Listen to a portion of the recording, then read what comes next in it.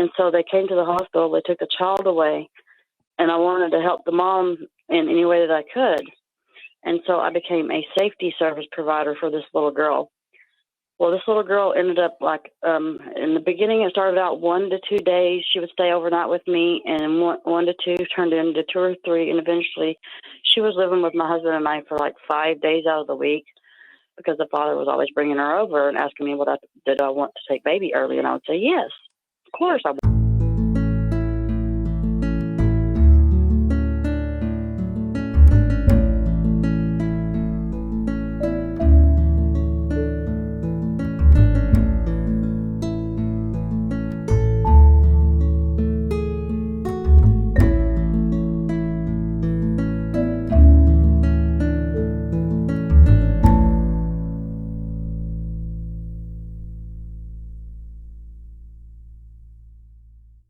Jump right into the calls today. Let's take Amy from Oregon. Amy, did you have a story to tell or a question to ask?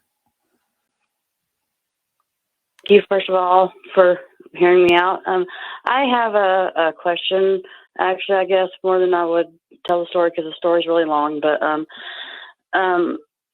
okay, there's a little girl that I raised. Okay, I met her birth mother at the apartment building I lived in at the time, which I'm still in the same apartment complex. But when she was born, I watched this little girl come into the world, and the father was given full custody, and the mother has disabilities, mental disabilities or whatever. Mm-hmm. And so they came to the hospital. They took the child away, and I wanted to help the mom in any way that I could.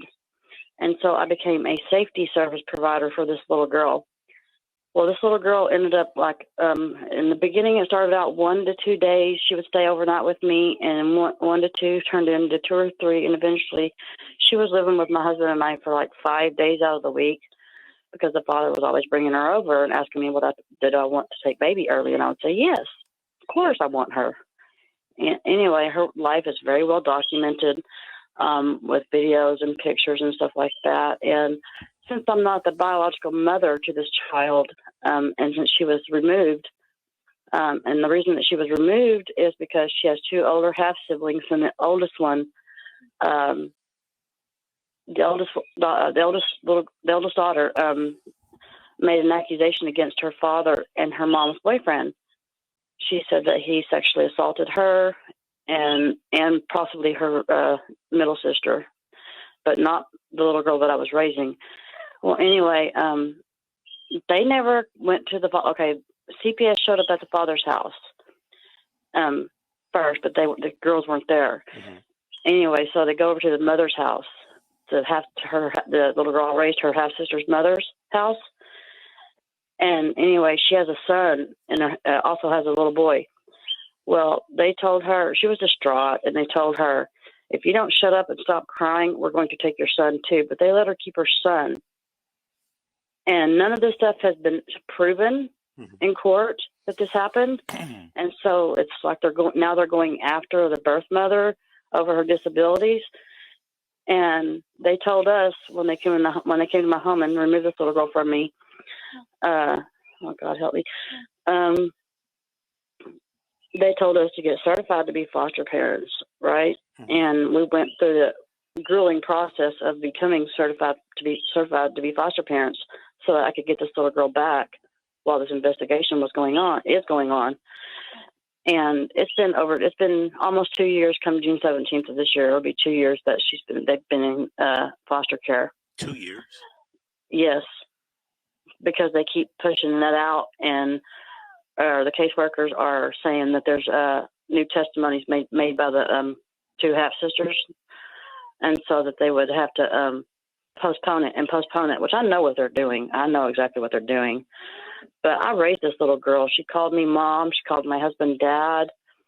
And we always told her, look, you got 2 mommies, you got 2 daddies, so you got twice the love, baby girl. And, they never gave the birth mom a chance to even mess up with either one of her children. She has another one that's in foster care too. They removed. And so as someone who's a non-relative, but yet I raised that little girl. Mm-hmm. Okay, yeah, I Okay, yeah. At first, I didn't know what to do. I'm just doing whatever they tell me to do, right? And they told us to get certified. We did. We took parenting classes, a 6-week course parenting class for them. We Hold got on, the Amy. right size, everything. Amy, hold on for a second. Okay. You're in the state of Oregon, right? Yes, sir. Okay, so have you talked to a lawyer in your state about helping you? I have tried to find a lawyer, and I can't find one in this town. But I've only recently started looking for an attorney because I was told that I had no rights because I'm not a bio parent to her.